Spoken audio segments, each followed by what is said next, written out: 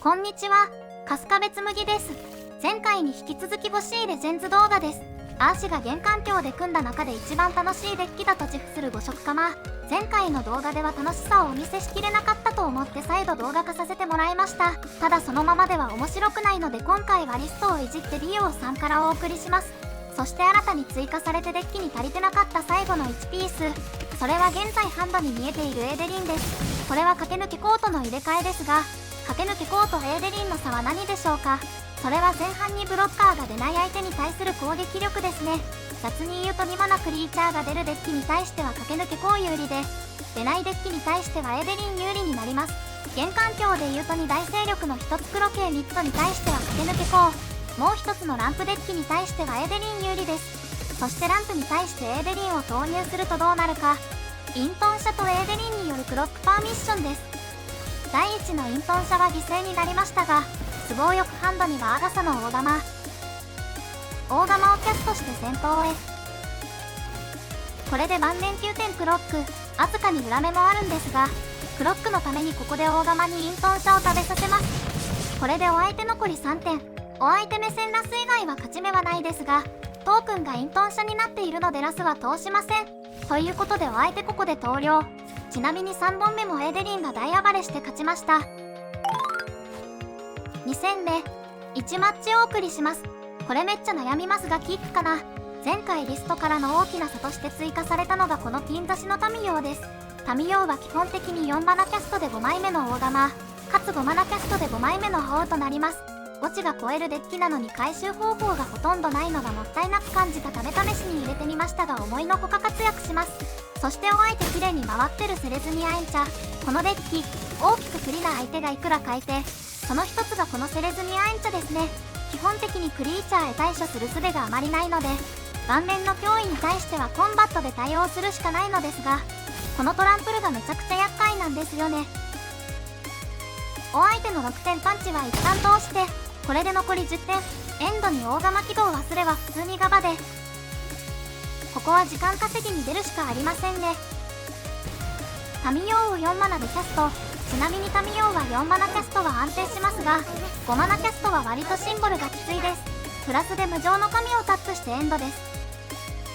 お相手気前のいい訪問者から存在の封印をキャスト。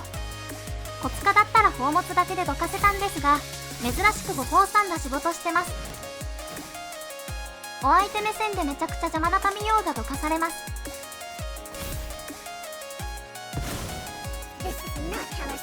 そしてお相手にタイでアタック。偶然にもさっき大釜で食べなかったおかげでしゃくれそうです。ブロック後にジャクシスを食べてオキナを育てます。これで面倒なフィーリクスを落とすことができました。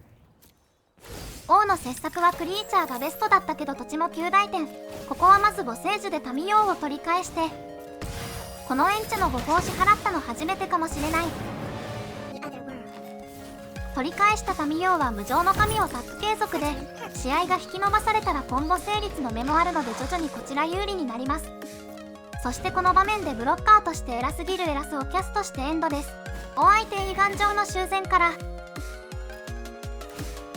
自然主義者を育てる方向のようです。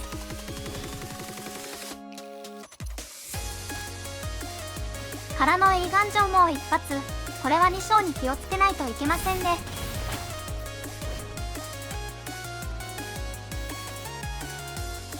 からのキリンの教えキャスト。一気に自然主義者が知識圏まで育ちます。顔で受けながらエラスでのらりくらり耐えるルートもあったんですが、それは許されなさそうです。お相手のタミヨウへのアタックは当然ブロックで、とりあえずこれでハンドも枯れたのでしばらく膠着しそう。エンドの大玉はお相手のエイガン上2章の戻し先を潰します。アップキークにイントン車が落ちてこれでちょっと安全に。タミヨウはプラスで無情の神を縛ってハジャールとローナをキャストします。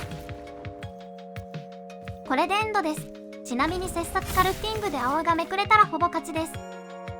お相手エンユータンが一斉に誘発して、エイガン上の2章はここで優先権が移るので大釜の前で使っちゃいけません。でももっと深読みするとこれで墓地のイントン社がこのターンは使えなくなるので神聖なる憑依に無力になります。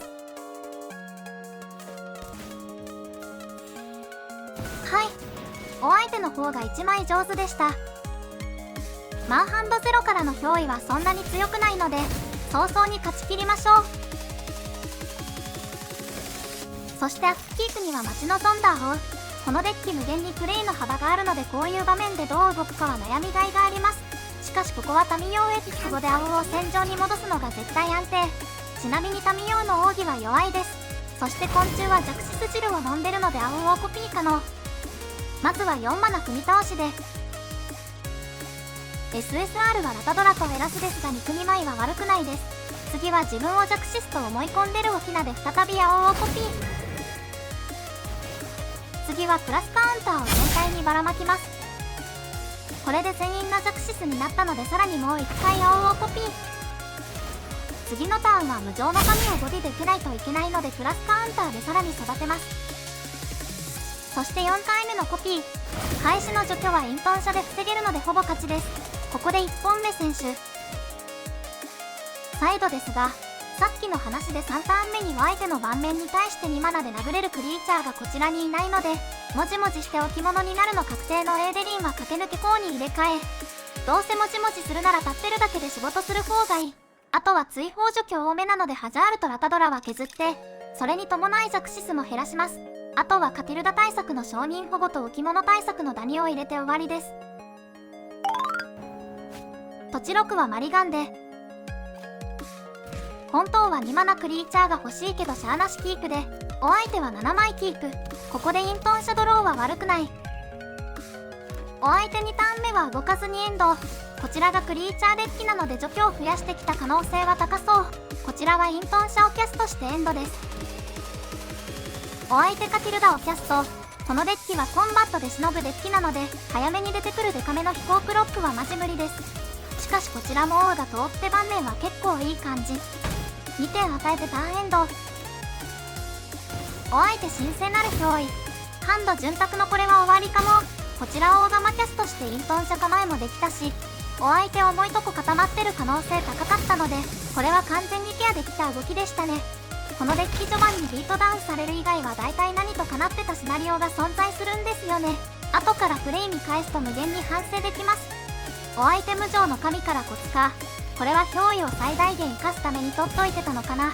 キャスト誘発のカードが多いところがエンチャントデッキが青系のデッキに強い理由にもなっていますね。打ち消してもどんどんアドを取られる。機能不全ダニ以外は大体無理な状況です。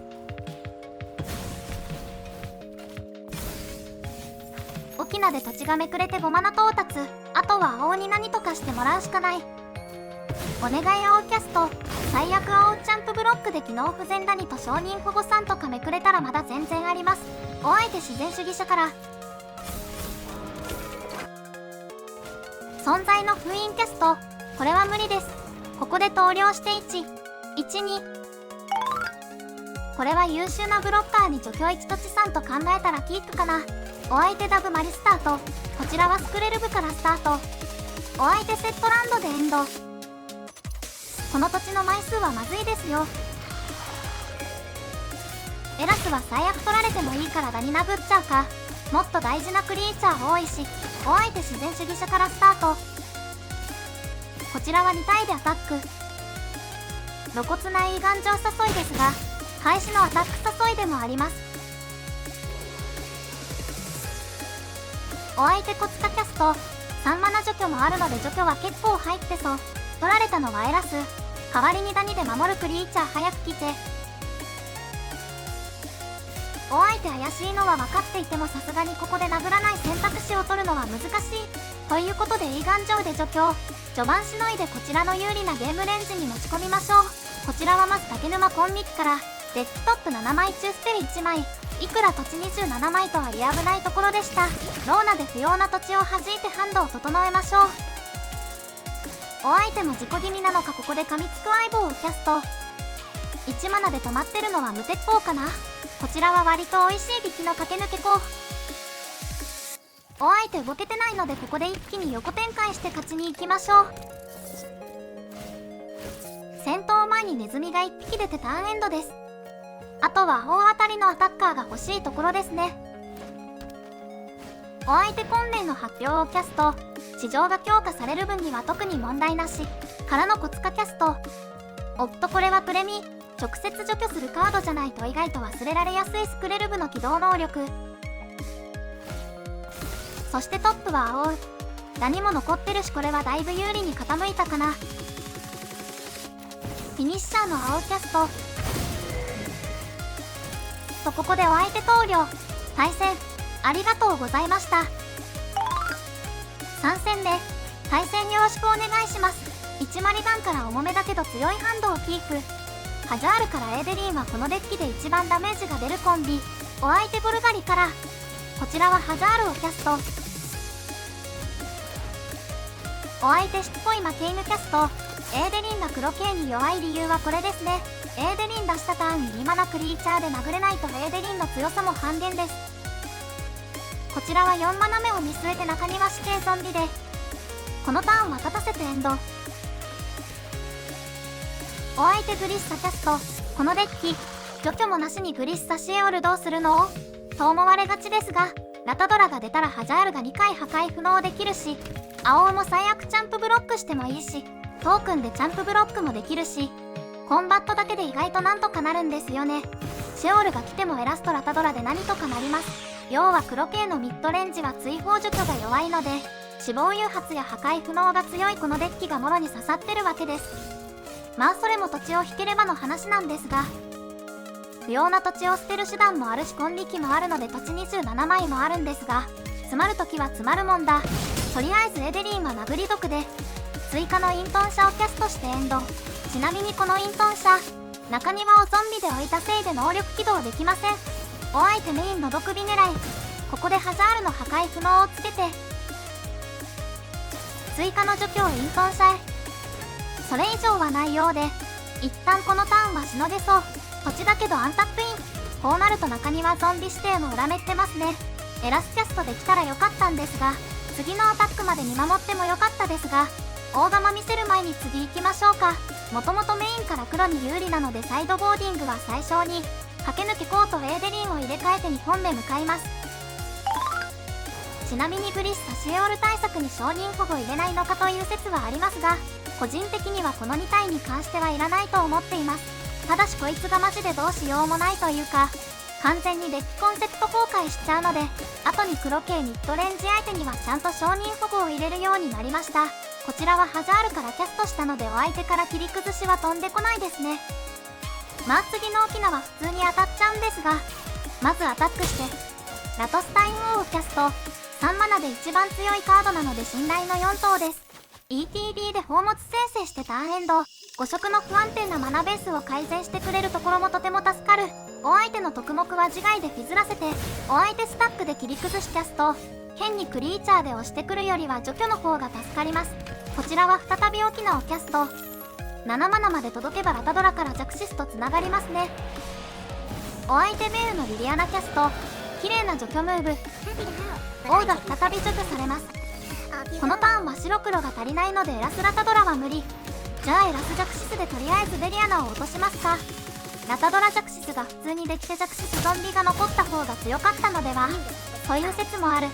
まあ除去ができったわけじゃないからラタドラはもったいぶっていきますか。お相手対価の亀をキャスト。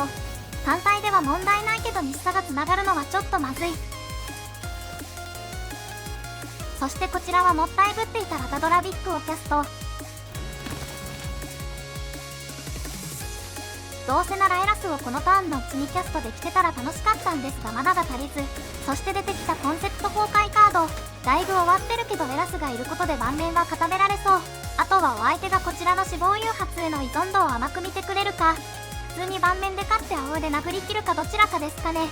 こちらはイントン車から駆け抜けコートキャスト。これでライフは結構安泰。日差はケアできてないけどお祈りしましょう。ネズミを出してここでお相手にターンを渡します。お相手一貫の終わりキャスト。対象は駆け抜けコーフ。エラスが薄い勝ち筋なんですが、さすがに今のお相手目線からそこまで読むのは難しいでしょう。こちらのデッキにてなんじゃこりゃって思ってくれてると嬉しいです。そしてお相手強気のコンバット。これは薄い勝ち筋きましたね。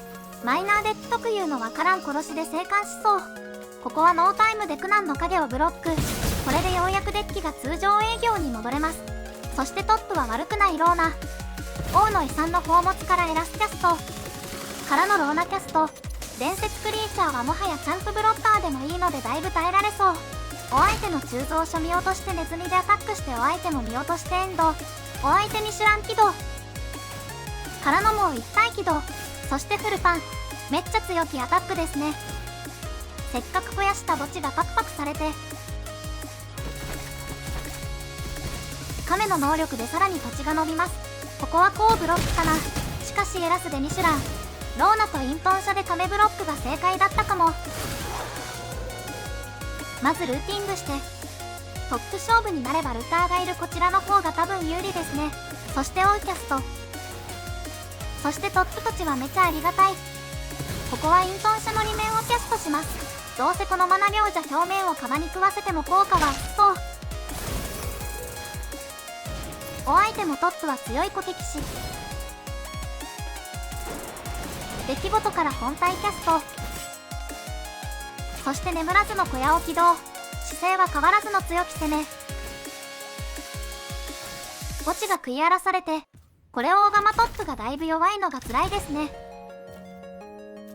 ブロックはこんな感じで、お相手はローナ破壊を優先してハンドゼロでも墓地肥やしのためにルーティングします。まだボルガリ・ミシュランが2体残ってるのきついですね。お相手お菓子食べてエンド。こちらはまずルーティングから。タミヨウはめっちゃ良い感じです。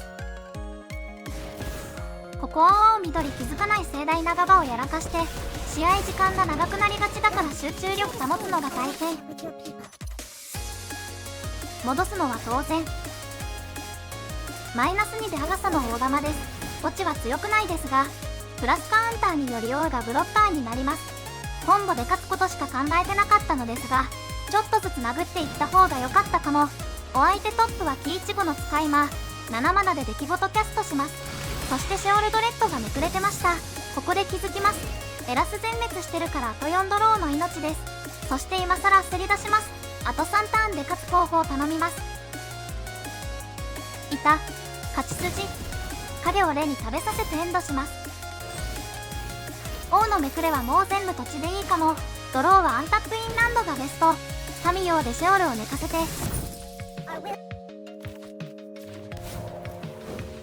心優しき霊単体でアタック。ラタドラも殴れますが小敵士にチャンプされて逆に不利になるだけかな。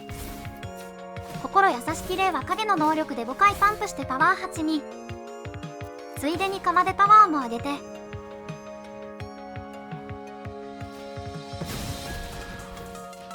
これで3番店内には届きそう。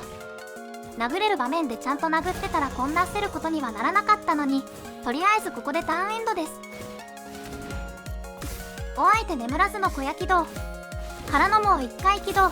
これもう2ターンは回ってこないな。しかしこれでお相手のライフゲイン要素は残りお菓子1個。さすがにこれは強きすぎだったかな。ここ小敵士は通してもいいんですが、これはどうせ勝ってますね。王が死亡して追うゾンビが戦場に。これで戦場のパワーは合計14点なので、あとは加速します。タミヨウでタップしてパンプして、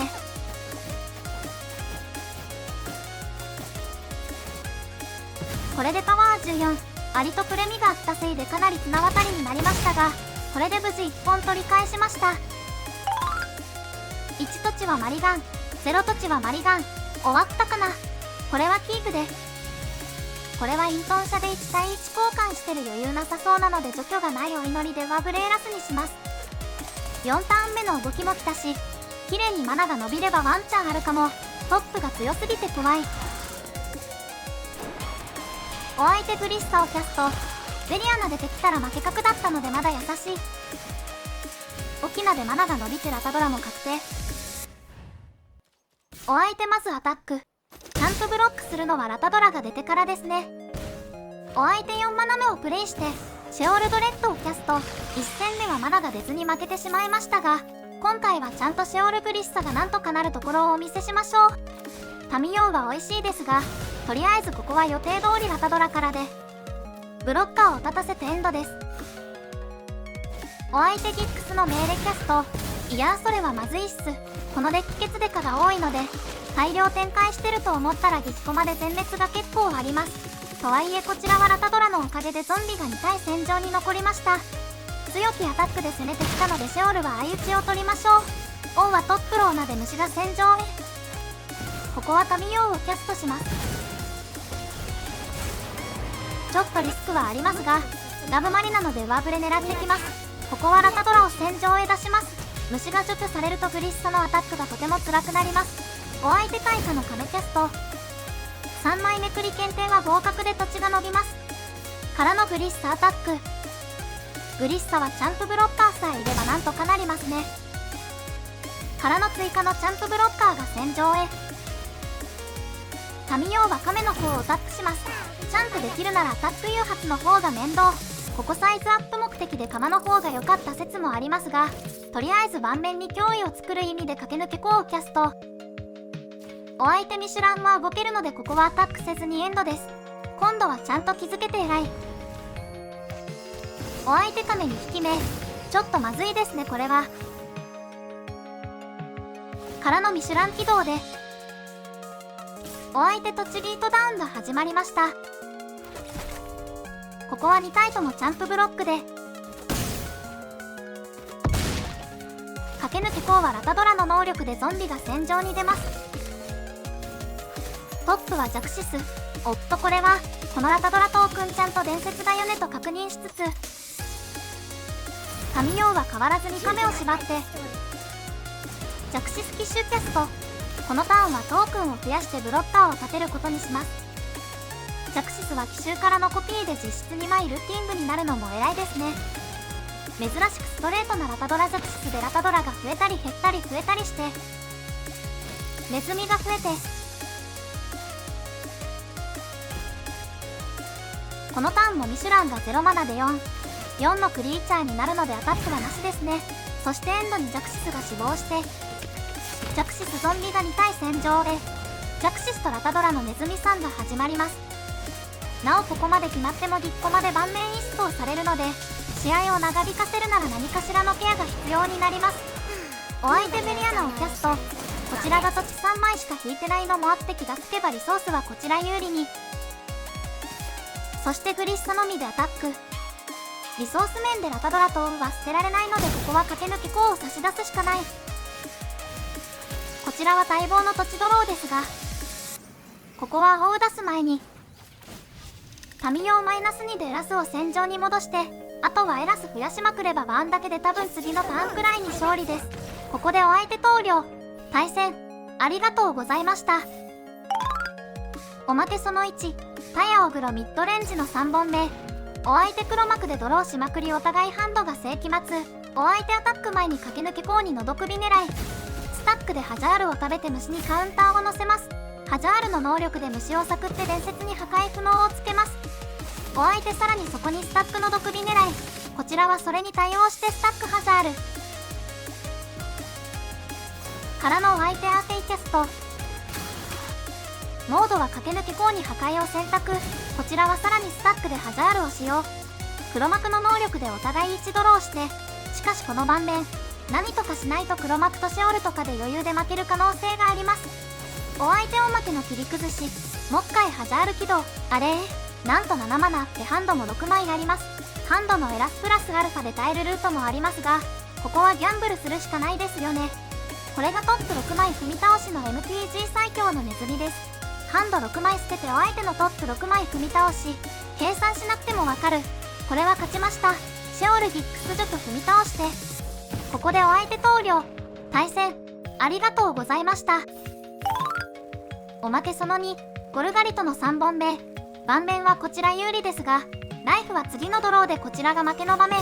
でも実はすでに次のターンに22点削って勝利確定です。エンドにオキナをハジャールの能力でサクってラタドラの能力でオウのゾンビが2体戦場に出ます。これで次のターンのドローで負けなくなりました。次はオウゾンビをサクります。全体に足す1カウンターを乗せて戦場の全員が釜の恩恵を受けられるようにさらについでにジャクシスをサクります。ジャクシスゾンビが2体戦場に出てライフは7に。お大釜に弱シスを投げ込んでコピー能力を全員に与えます。正直パワーで圧倒しているので普通にコンバットしても勝てますが、このターンでコンバットで勝つのは難しいですよね。なのでバーンで焼き切りましょう。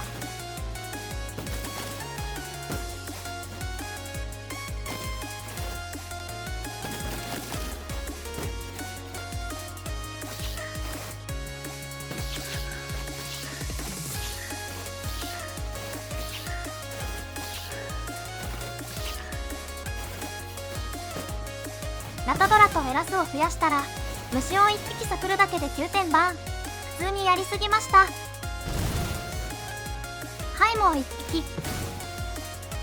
誘発のスタックが並ぶのが気持ちいいです。ということでライフ2点からの逆転勝利です。対戦ありがとうございました。ということで欲しい釜伝説でした。もう3回目ですが、これで完全に完成です。明らかにおもちゃにしか見えないので、前回動画でも強さを疑問視する声がありましたが、 BO1 でちゃんと50戦まで回して 60% 超え維持できた程度には勝てるのです。不思議だね。そして月初の BO1 で赤タンが多くてちょっときついなと思って BO3 へ移動したわけですが、 BO3 でも結構勝ててます。不思議だね。相性の話をすると、コントロールとランプには多分有利、黒系のミッドレンジにはガン有利、白タンアグロと加藤君横並び系も有利、赤タンやエスパーレジェンズは不利、兵士はどうしようもないレベルで無理ゲーです。このデッキイメージとしては肉質がいい兵士デッキみたいな感じなんですが、対面した時に相手のハービンが全く止められません。再度の説明をすると、承認保護は盤面の脅威に対してというよりレニックや苦難の影対策です。あとはランプやコントロールに対する追加のイントンシャとアーティ、これでスパーレジェンズムーブします。機能不全打にはエンチャやランプ対策、レニックは赤タン、あとはアグロする時の追加のエーデリンとエーデリンが弱そうな相手に対する入れ替えの駆け抜けこうってところですかね。長くなってしまいましたが、ご視聴ありがとうございました。次回は新セットの採点企画、回答編を投稿する予定です。以上です。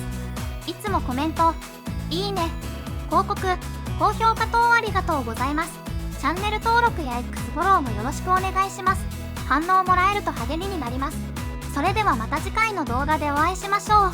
バイバイ。